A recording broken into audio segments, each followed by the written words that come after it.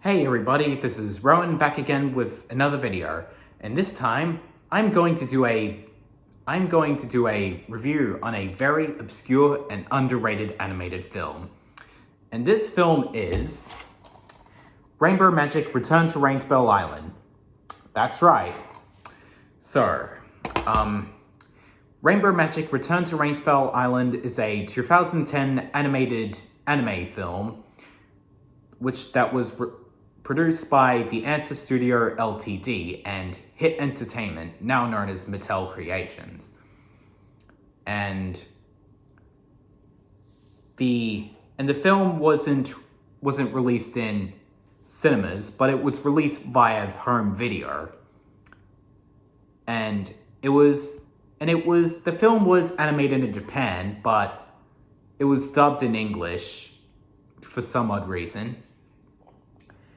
And the film is even based off of the book series by Daisy Meadows, which will have its 20th anniversary on next month, which will also hold the 13th anniversary of the films.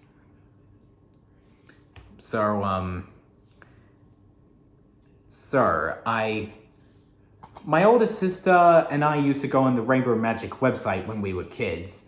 And she didn't even know that Rainbow Magic had a movie, which could make sense since the film was released on DVD, but only in the UK and not in other territories like America, Australia, Canada, Spain, Italy, Germany, France, you name it. So, with enough talk, let's get on to the plot of the film. The beginning takes place after Heather the Violet Fairy, the book, where Rachel and Kirsty guide Heather back to the tree on Rainspell Island, where she reunites with her sisters. The fairies then give Rainbow Magic to both Kirsty and Rachel, giving them wings, and the two girls then fly with the fairies until they are ambushed by Jack Frost and his three goblins, Edison, Newton, and Leonardo. Sorry, got a little confused there. And Jack attempts to freeze all the fairies to ice cubes until Rachel and Kirsty come to the fairies' rescue and defeat Jack Frost and the goblins easily. Now the girls follow the fairies back to Fairyland, where they unfreeze everything and even free King Oberon and Queen Titania to the song No More Grey Skies. And 3 months later, which is the main plot of the film, Kirsty and Rachel meet again in Tippington, where they find some groceries for Rachel's mum.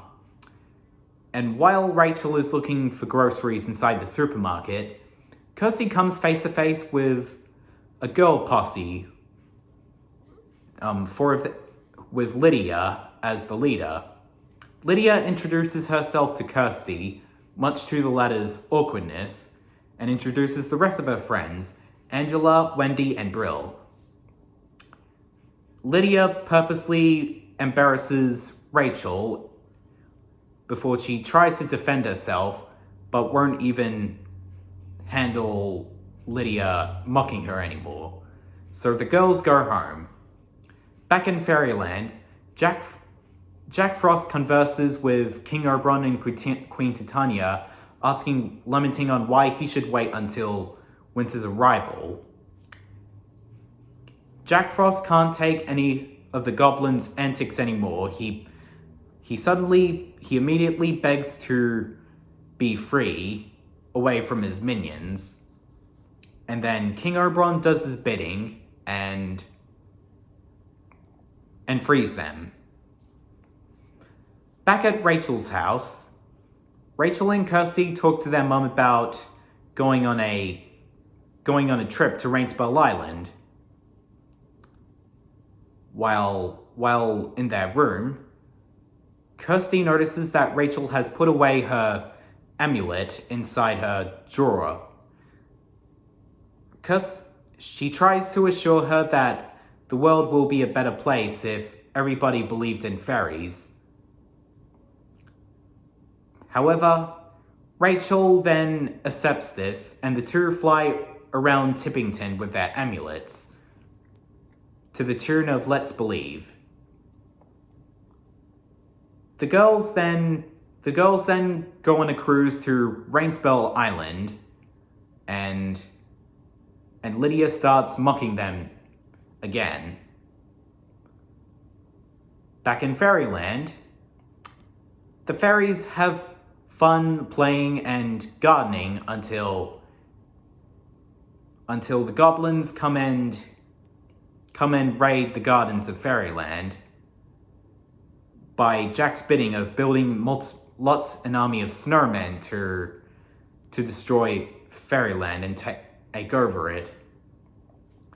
The goblins escape, but Ruby, the leader, starts to follow them and see what they are up to. While back in the human world, Rachel and Kirsty begin to have a plot-mandated friendship failure until they find some missing carrots, which are courtesy of the goblins. The two girls then find the goblins with an ice cream truck, and the girls then start chasing after them on sentient merry-go-round rides. Rachel having the lion and Kirsty having the horse. The girls then bump into Ruby again after failing to capture the goblins, and she promises to meet them back at the end of the rainbow.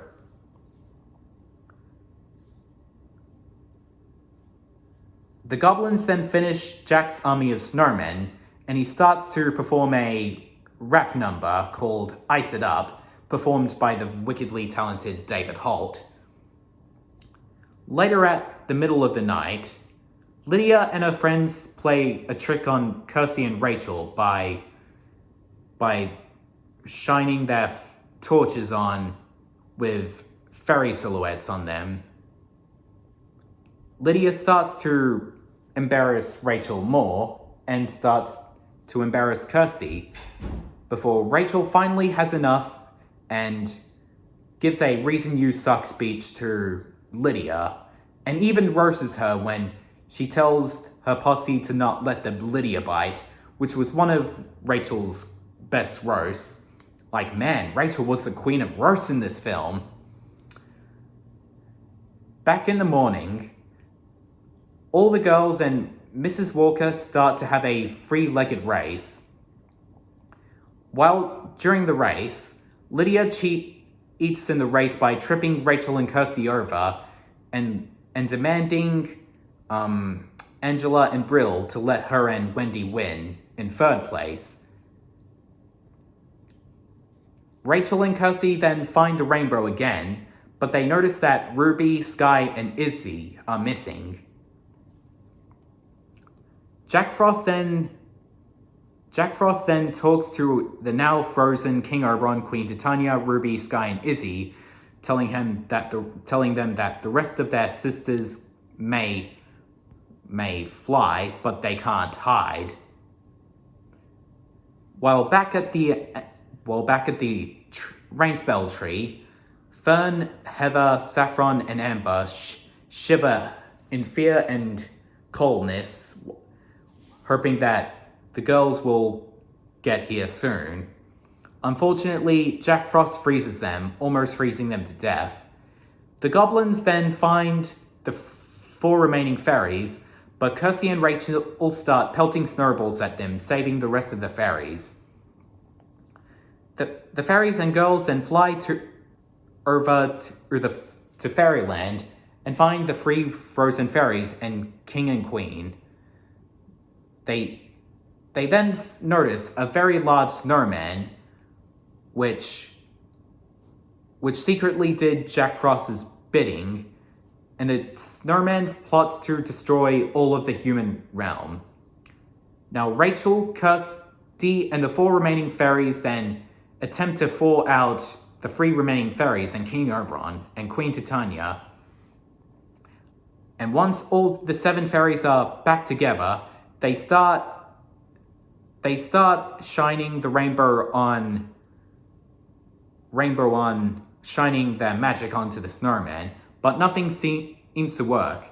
However, King Oberon and Queen Titania then finish the job by using their magic, and as the snowman almost sets foot on the human realm, he starts to melt on the rainbow, and both Fairyland and the human realm are saved.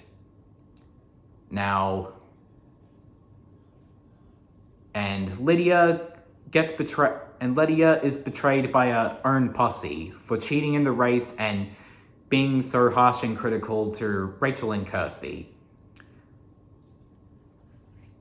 While they part ways, Rachel and Kirsty then bid their goodbyes to all the 7 fairies, Ruby, Amber, Saffron, Fern, Sky, Izzy, and Heather, before they part ways in their own worlds. While back on the cruise, Lydia gives Brill and Angela back their meant-to-be 3rd place medal, and presumably apologizes to Rachel and Kirsty for being rude to them. And at the end, Rachel and Kirsty immediately forgive Lydia, and Lydia starts to cry out of joy for their forgiveness. And that is the full film.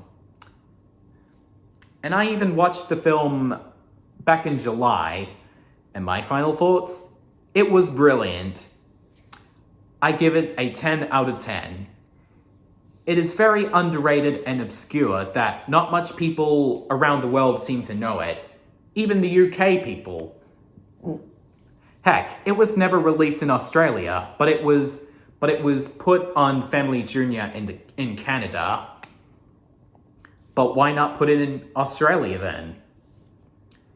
This film gave me Powerpuff Girls and Sailor Moon vibes. Multicolored girls for the former, and magic in the latter's case.